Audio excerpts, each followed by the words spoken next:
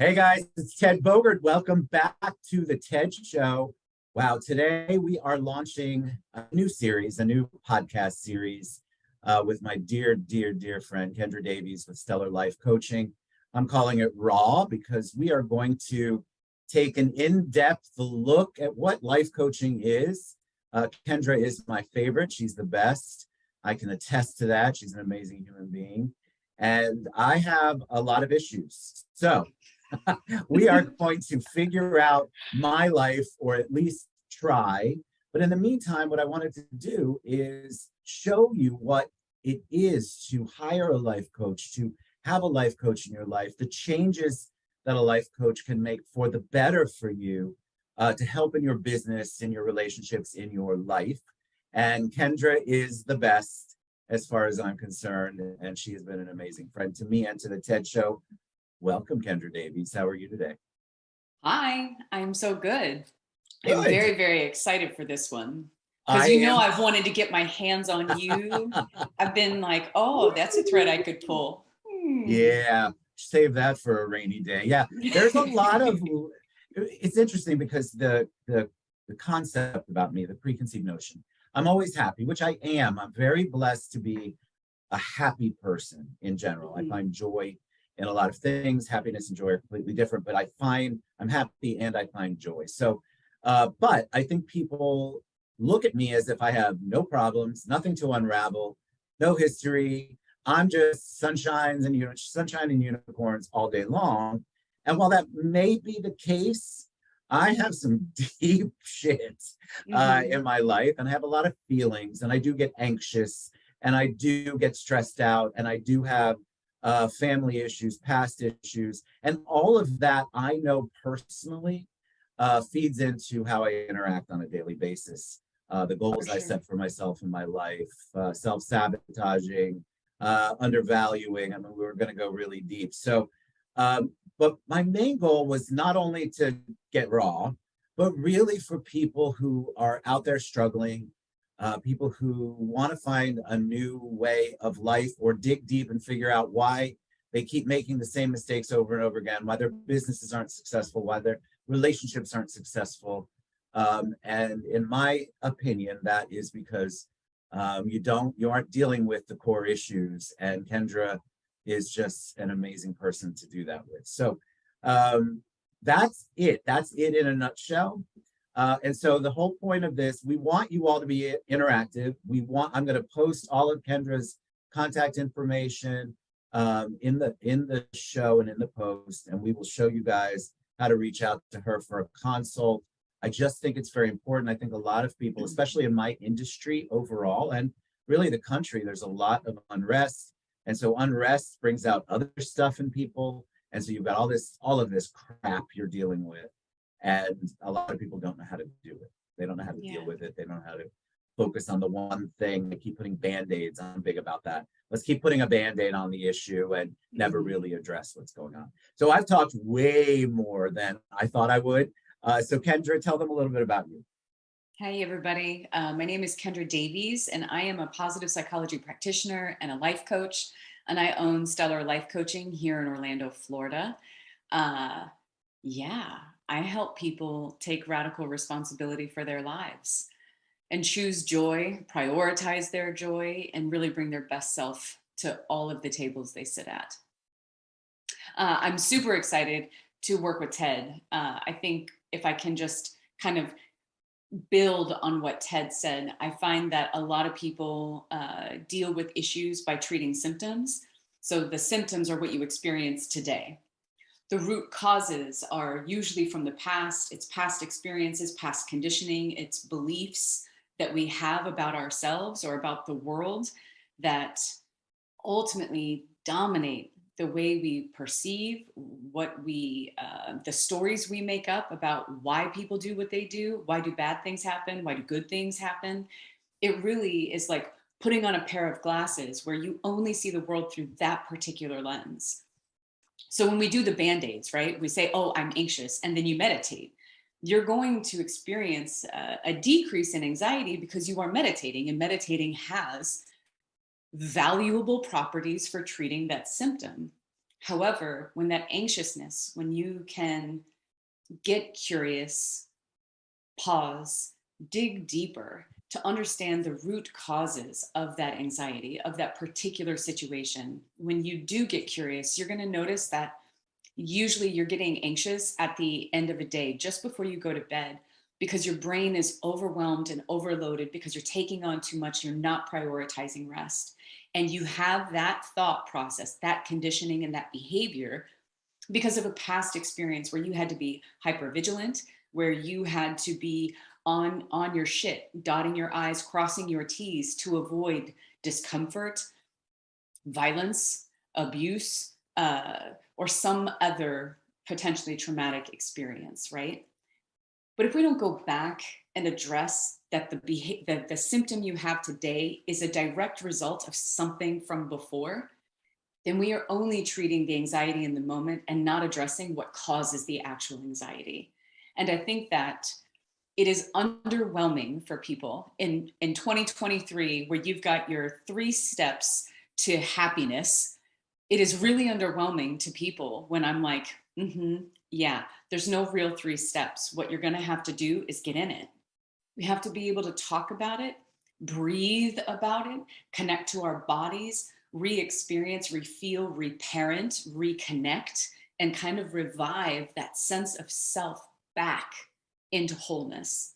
And sometimes that's a really long journey. I have clients that I've worked with for 3+ years. There is no graduation ceremony. You don't get a gold star for healing, right? Like, this is something that it grows as you grow and you evolve. I've been doing the work since I was 14 years old. I still have a therapist that I see bi-weekly for 2 hours at a time. Like, I still am doing this work because if you have a past and a story like Ted and I, which is infused with trauma, then this work doesn't stop, right? It's ever present and it requires us to do it.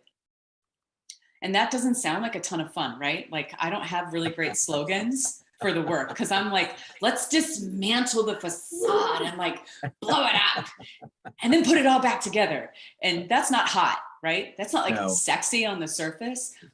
But here's what I know is that when we're whole and we can allow ourselves to experience the fullness of what's real, what's under the surface, what those root causes are, when we're not afraid to go there, when we no longer have any resistance to being able to feel the full breadth of our life, we experience more joy, more fulfillment. We can prioritize our self-care with ease. We can say no and have boundaries. We can feel good every day, not in just like those surprise moments, but like every day. And we make these choices every single day that before seemed impossible. How many of us have said, I'm going to start journaling or meditating, and then we just don't? I'm going to start exercising on Monday, and then we just don't. The thing that's in the way is the work. And when you do it, those things that cause you so much suffering in the moment today, they do begin to dissipate. They get lighter, and then eventually they go away. So the process is, it's hard to sell because it's not real sexy, you know? Well, my friend, I'm going to share all my reactions as we go, right? Because we've done shows for a while. And every time you talk about it, I have this initial, oh my God, that sounds great. And then you start to get really deep. And then I think we all get anxious, like, shit, there's a whole bunch of corners I don't want her to go to, or a whole bunch of things under the mat that I don't want to talk about. So you have this mixed bag of feelings. Oh my God, I really love it. She sounds calm. She sounds positive. And then you realize you have to do the work. And trauma. Then like, oh no, I'm not doing that today. I'm gonna put the barriers up that I've done my whole life. We're gonna do all that. I'm not really gonna dig deep. I'm just gonna give her surface answers. The interesting thing, having been in therapy, I did it many, many years. I know that a solid life coach therapist knows your bullshit, knows when you're bullshitting, knows when you're not answering truthfully. And so my promise to you is that I will not do that. And Kendra is very concerned, and I love that because I'm obviously going to put this out into the world, and so I understand her concerns. But I feel like I'm, over 30, so it's time for me and I'm very open. I'm probably one of the most open people about my past. But I think that talking through it, there are still things that I need to work on. I think all of us do. And I love that you shared that you go to a therapist biweekly, because I think people think in your position, well, shit, she's got her whole life together. Yeah, So I'm easy perfect. now. Woo, yeah, it's all, No worries. no worries. And Hashtag best life. oh my God, that hashtag, seriously. But I just feel like being able to be raw is a challenge for almost everybody. Yeah. And I just am committed to the process. So I'm expecting Kendra to call me out if my early childhood boundaries start to go up and the filter goes up and the walls, and I'm not progressing. I fully expect her to call me out on my bullshit. So there's really no ground rules here. And I appreciate her concern. I do. I appreciate your concern. But I really feel like there are a lot of people who will benefit from seeing the process, and a lot of people who will relate to what we talk about, even if the topics are personal to me. There are so many people out there who have experienced something similar, feeling something similar, gone through something similar. And so I think we're going to touch a lot of people with this. So I don't know exactly how to proceed. I gave you a couple of things that were on my mind.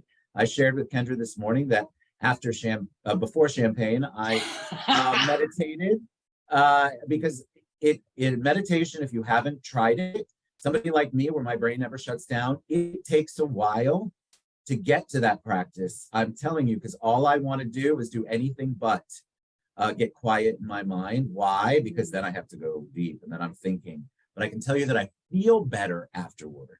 I'm focusing on my breathing, and there's all sorts of scientific studies that prove that is good for you and good for your health. But I came up with a couple of things, but I'm going to let Kendra do what she does best instead of what I do best, which is take over and try to control the entire interview, the entire discussion. I'm really good at diverting. I'm very good at redirecting. It's a childhood tactic for survival. And so we'll get into that at some point, but I'm going to be quiet and let you roll. Yeah. So I think I want to kick off because I'm going to dive into what you brought up before we got started. But I want to frame it up a little bit. So in my line of work, I see what I do as helping people see the patterns, right? Everything moves in a cycle. Your cells are not what they were 10 years ago. Your entire body is made new. Your emotional experiences are made new. Everything moves in cycles. And when we have this kind of conditioning, and I'm going to use the word trauma a lot, mostly because that's part of your experience and mine. But I also think that people don't see that trauma can be something outside of actual physical abuse, right? Like we have a lot of comparison, a lot of, well, it wasn't like they left me on the side of the road, like this kind of qualifying their hard or difficult experiences. So I want to pin that up on the board, right? You're entitled to have your experience. You're also allowed to be happy and optimistic today as a personal outlook, and feel heavy and have a difficult time processing disconnection with people, struggling to deal with honesty and boundaries with people. You can be both at the same time. But the cycle is typically, it happens to us, that traumatic thing. And that traumatic thing could be abuse, a natural disaster. It could be an assault. It could be a teacher humiliating you in a classroom, right? It could literally be anything you do not have the resources within yourself to deal with. Gabor Mate is one of my favorite therapists, and he says that trauma is not the thing that happens to you. It's what happens inside you when that traumatic thing happens to you. He says that trauma is the separation of the self, right? So when we experience this humiliation in a classroom, this physical abuse, whatever it is, the fundamental parts of ourselves as children become fractured, separated. We say, it's not safe to feel this way. I can't cry. I can't express myself the way I think, the way I see, what I thought was true was wrong. So therefore, I have to separate from myself. It's no longer acceptable to have my authentic self be present. And so we fracture, we suppress, we hide. We hide our anger, we suppress our feelings, we try to morph ourselves into the thing that can get love, because children are always on the path to love. So it happens to us. And then as we get older, we find people who will do it to us. If we can't find people to do it to us, we will do it to ourselves. And if we don't heal, if we don't take the time to work on it, we do it to our children. That's the cycle. And all patterns, in my experience so far, have operated this way. If we can pinpoint what happened inside you, the belief you formed as a result of that thing that happened, then we can then see all the way through the course of your life, how it showed up with another person, when you didn't have somebody doing it to you, how you do it to yourself, how it's just in your head. It's a thought that you think, it's rumination, it's hypervigilance. It's calling yourself an empath when really you're just hypervigilant to threats constantly, right? And then it's when we become parents and we start reacting and putting this very same emotional experience into our parenting and onto our children. So I want to frame it up with like, Oof. that's the pattern. Let me tell you what I'm feeling, right? So Yeah. the initial part, the validation, which is how I felt. You're validating the things that I feel like I'm being validated, things that I've experienced, the defense mechanisms, not excusing my behavior later and what I did, but validating the fracture. And that gets me choked up. It is, I think a lot of people suffer from lack of validation. They think, what I went through, you said it, what I went through, people went through worse. They don't give themselves, I hate to say credit, I'm sure there's a better word, Permission. for the trauma. Yes, permission to know that, oh my God, I went through that. I'm still here. And so, yeah, that was it's choked up moments. I think even at my age, when I talk about anything or I think about it too deeply, I get emotional. And when you talked about a parent, that was one of the things that I chose. I said, these are the exact opposite things I want to do as a parent. Did I bring my trauma to my marriage and being a parent? I absolutely did. It doesn't matter how much therapy I had before. Was I better than my parents? 1,000 times over. But I certainly made mistakes. And most of those mistakes, if not all of them, can be traced back to my own trauma. So, yeah. Yeah. You know, and I feel like you're hitting on something that's really important. In order to do this work, you have to silence or at least put up on the board. We're going to use the board a lot, right? Where I'm going to be like, yep, I see what you're doing there. I'm just going to pluck that out and set it right there. We're just going to leave it there. It can stay. We're not going to focus on that. And this compartmentalization of this is what happened. And then as I got older, as a result of that, I formulated and had these conditioned beliefs that caused me to behave in certain ways. I did not do it because I'm bad. I'm not struggling to write this book because I'm lazy. I'm not struggling to function in a day-to-day basis because I'm an unmotivated, uncommitted, no self-discipline piece of shit. That's not true. You're not here on accident. We can trace back and see where it started and understand and choose self-compassion for this moment. And when we do, it frees up today. So I always say, like, I'm not a therapist. I'm not here to diagnose your shit. What I am here to do is to go back and hold little Ted with a tender, open heart and say, what did you need? Because the need that was there is key to today. His need, not what you think you need today, right? We put on our adult hat and our adult learning and we say, oh, well, I need to meditate. I need to work out. I need to change my food. I need to get 8 hours of sleep. Yeah, buddy. Yeah. All facts, because you're a human, right? Pin it up on the board. Go back to little Ted and what did he need, right? That is the thing that will allow us to change the present. Powerful. So when we got started, you said you wanted to talk about over-promising and under-deliver, right? An over-promise and an under-deliver. And if you can, just kind of share that. Yeah, I think so. Experience. It's a pet peeve. It has been, looking back, something that I absolutely have hated for a very long time. It gets under my skin. It's something I don't like to accept on the outside. I still allow it to happen, which is a whole nother discussion or maybe part of this.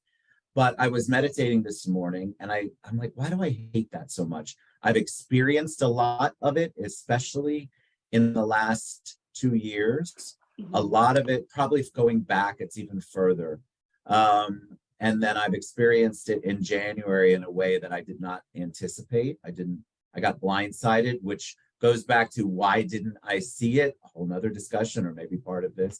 But I was meditating and I traced it. I believe I thought about it. It's because as an abused child, which I think everybody who's ever watched the show knows that I am, I come from that. That's my trauma. There was always the beating. And then there was the, oh my God, I'll never do that again. And then it happened again. So overpromise, I'll never hit you again. I'll never beat you again. I'll never punch you again. I'll never do any of those things again. And I'll buy you something. Sometimes there weren't even gifts, but definitely buy you something.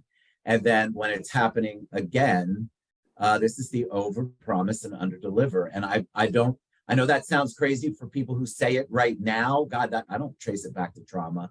But I feel like for me, that's where the pet peeve comes from. My earliest memory is trauma.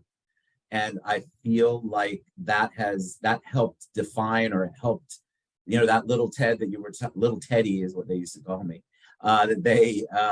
It is that child, that little kid he's not healed. It just is what it is. And I know that.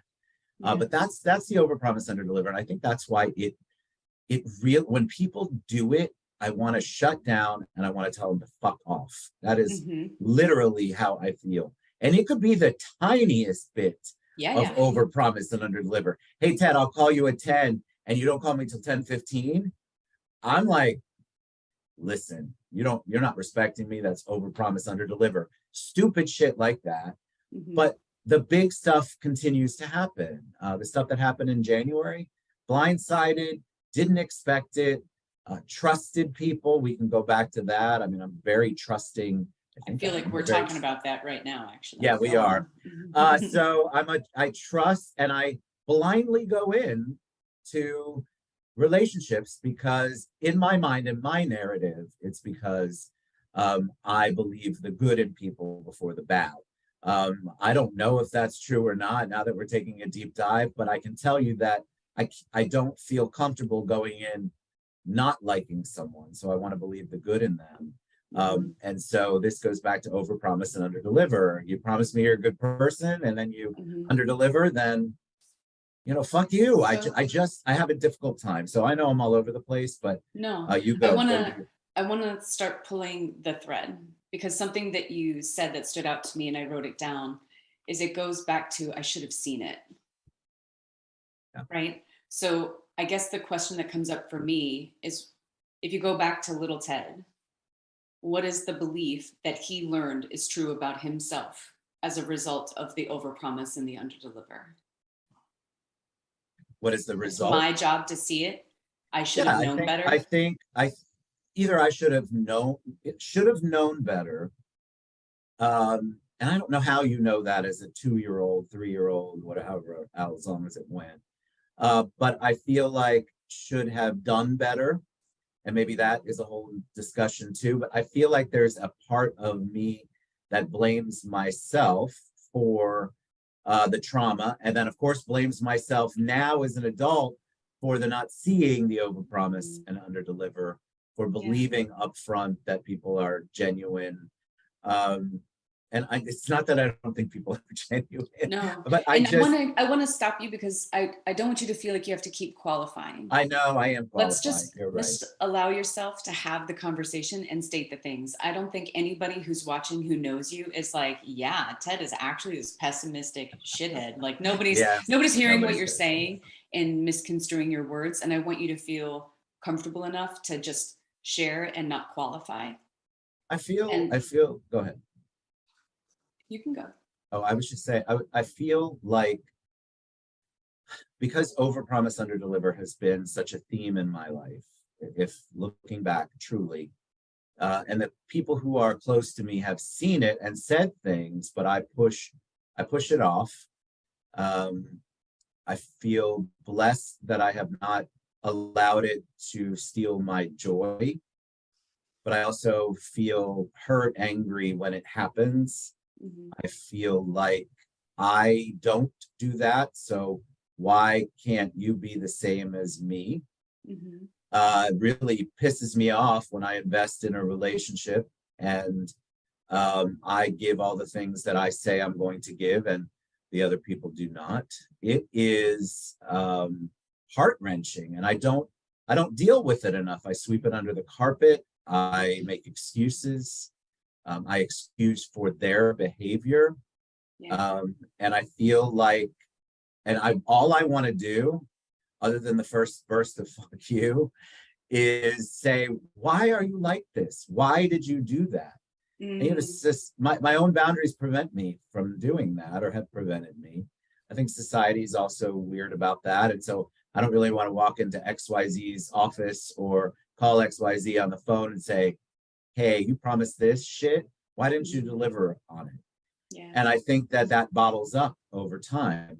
And so I've definitely experienced that in January. Well, something that stands out to me that I think is very helpful to understand is that when we experience situations in our childhood, such as trauma, abuse, neglect, children are always on the path to love. They have it is a necessity to be with their primary caretakers. Does that make sense? They are ultimately powerless. So when bad things happen, it is unconceivable to hate the caretaker, to blame the caretaker, to hold the caretaker to account. It's almost impossible because as children, we are powerless. We need them to love us. We need them to feed us. We need them to clothe us. We need them to care about us. Yeah. So the child will very rarely blame the caretaker or hate the caretaker. The child will go inward and hate itself. And what that hate looks like can be different for everybody. But blame is usually where we start. We say, oh, I should have picked my toys up. I know better. He wants dinner ready by 5. I should have had it ready by 5, right? We go inward. And because we are absolutely fucking terrified, we're not talking about, I'm not going to get to go play. We're talking about getting hit, being humiliated, being dismissed, the threat of being neglected or abandoned, right? These are psychological terrors to children. So we go inward. When we say it can't be them, it's because of what I did. I shouldn't have cried. I know better. I know when I cry, he does this. This is mine. I should have done it, right? And if you're like me, you have this really deep trauma, you go through your life and you figure out how to function in the fucking world. Through a miracle, you figure out how to function. Here's the thing. We learned how to function, but we never learned how to address it.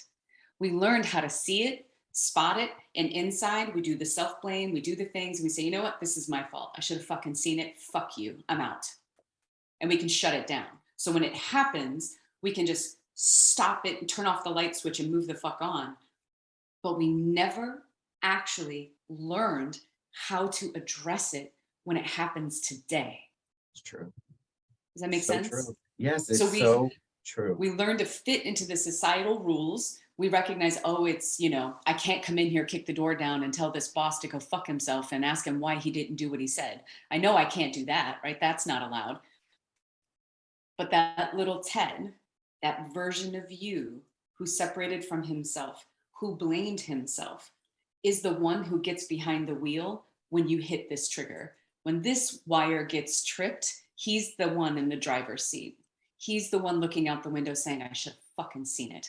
I know better, right? It's true. It's 100%. And that's where the work comes in, because I feel like all I've done is, what did you say? I never learned to address it, for sure. Obviously, I've never learned to address it. It's still an issue. It's still, you're right. If I really dive, and at some point probably need to, and maybe along this journey, I do blame myself. I take the blame. I'll tell you what I feel like. I feel like if I blame the person who overpromises and underdeliver, somehow that is a reflection on my bad judgment, and that is worse than blaming them or addressing it or taking care of it, because then I feel like in my mind I failed somewhere. Again, back to the failure. I shouldn't have cried. I should have picked my toys up. That's deep shit right now. And I feel like I've learned how to mask it. I've learned how to function, I think is the word that you said. But I have never really learned how to address it, because it continues to happen in my life. And saying that, I'm not excusing, but I want people listening. I don't think that anybody that happens to fuck up is a bad person. I'm trying to share with you what triggers me, what gets me going, what's on my mind. And I know a lot of people who are the same. It's a pet peeve for theirs. Sure. And I think that the deep dive into it is just so important. Will they have the trauma that I experienced or you experienced? Maybe not. But something's a trigger. Something caused that. And that's really what I want to figure out. And the addressing part, Kendra, 100%. I do not know how to address it. What I wanted to do is say, fuck you, pick up all my toys from the sandbox and move to another one. That's it. That's my probably pattern. What we do. I would also like to preface, like, what you're describing is often actually poor behavior on the part of other people. Like, we're not talking about their behavior. Their behavior is probably unfair, wrong, all of the things that you actually feel. The only reason why this comes up is because you're able to see that your internal response and reaction to it is not right sized. For your close friend who says, I'm going to call you at 10, and when they call you at 10:15, you want to throw your phone out the fucking window, you know that that's not a right sized response. You're hitting a tripwire, and when you hit that tripwire and you pull the thread, it takes you right back to little Teddy. And when you know that, when you see that, you can recognize, I don't need to go tell my friend who usually calls me on time and just fucked up today, just a little bit. I don't need to let them know that they're a giant piece of shit for not doing what they said they'll do. Does that make sense? Like, totally. Because you can keep your reactions right size, because you understand that it's not actually from them. That when we have this unhealed, unprocessed piece, right, of self, it's going to come back. It's going to come back. We're going to find and be attracted to this version of shit until we heal it, and we can begin to see what inside us is driving us into it. Like, when you learn to address it, whether that's setting boundaries, learning to trust your gut, right? And not having the guise of, oh, I like to believe people are good. I like to believe people are good, but I also really, really value Maya Angelou's, when people show you who they are, believe them. And Amen. when you say that one thing, when you step out of line and you're out of your values, and I see it, I have learned with time, and again, doing the work, going back to my little, she was fucking right. I am only cognizant of her when she's behind the wheel blowing up my life today, right? But when I pull the thread and I go back, and I think what you will see is that little Teddy was onto something. Little Teddy found a way to survive and find a way to a path to love. And it found a solution for him that kept him alive. Yeah. Very much so. It just doesn't work here. We need a new tool and a new skill. And when we learn to listen to our instincts, and I bet I'm imagining that we don't want to name names and like do all the things. So, like, if you reflect back on that thing in January and you rewind it and you ask yourself, was there a sign? Was there a moment where my gut went off? Was there a moment where it felt like maybe a no, or I'm unsure, or I don't know that this person is capable or could do what they're saying they can do? Was that moment there? Because oftentimes when we experience trauma and we separate, it's not that we don't have the voice, it's that we either don't hear it or we ignore it because we have been conditioned to suppress the voice that says, no, you shouldn't believe him. He's going to do it again. Right? It's true. That's like an unfathomable thought. It we is. can't blame them. We have to be able to renew our hope in the hopes that if we play out that trauma cycle, we actually get what we need from the situation.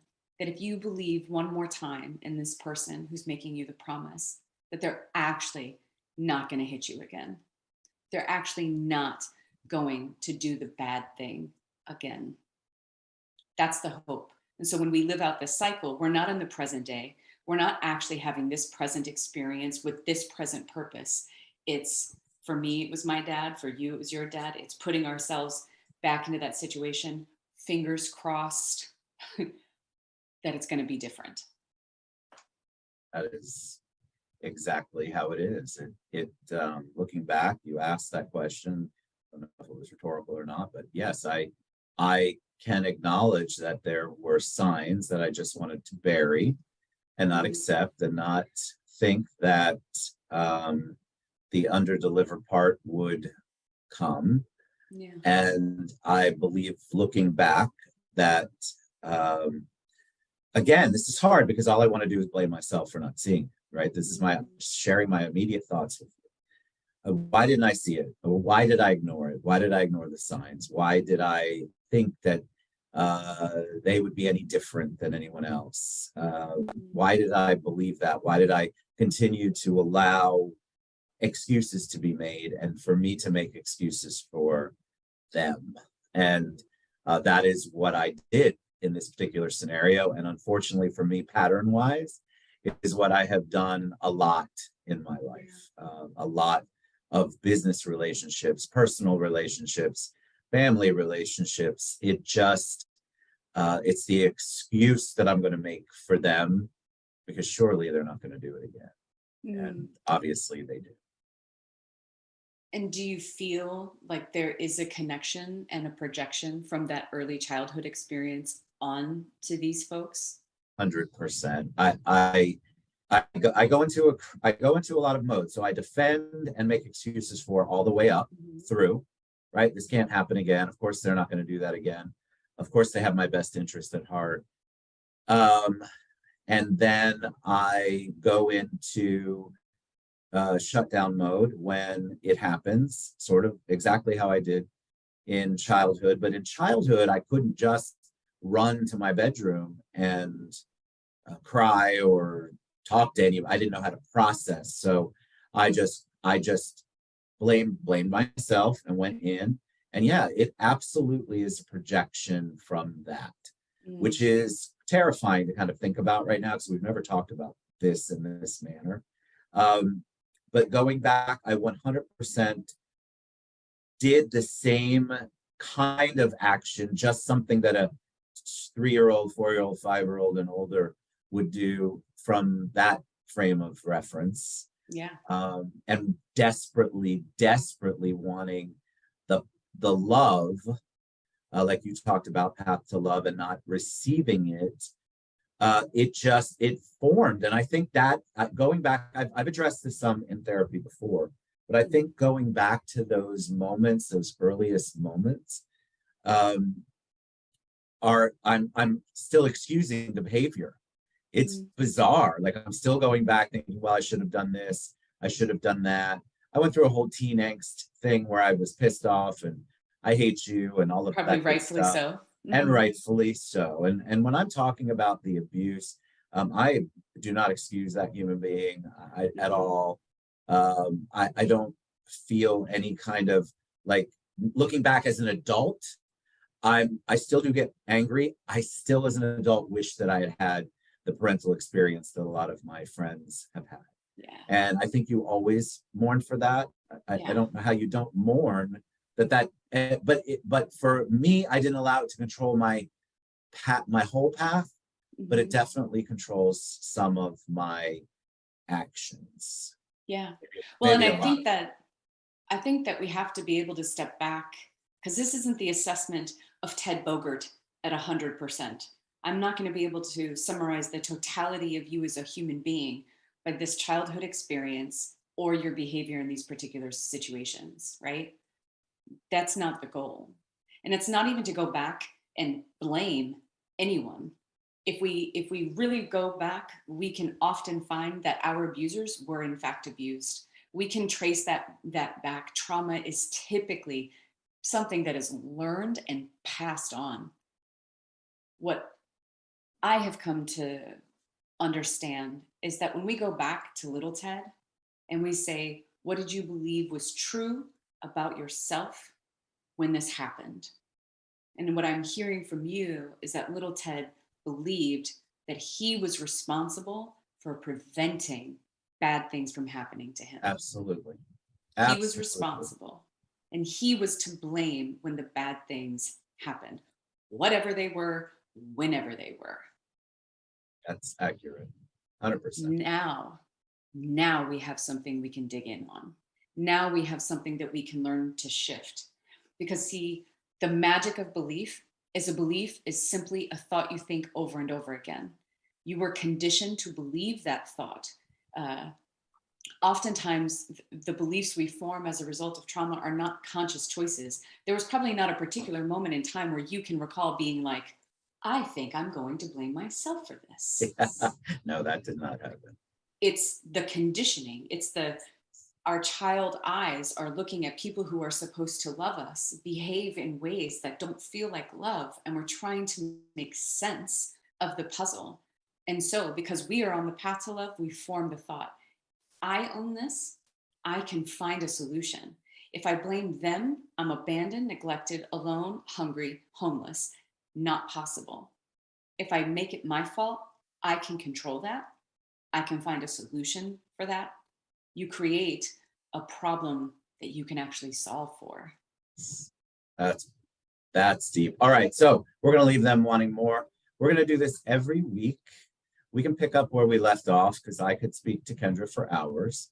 Mm, Um, that's it's still. I just want to share with the audience. It's still raw. Like it can bring me to tears. It can piss me off.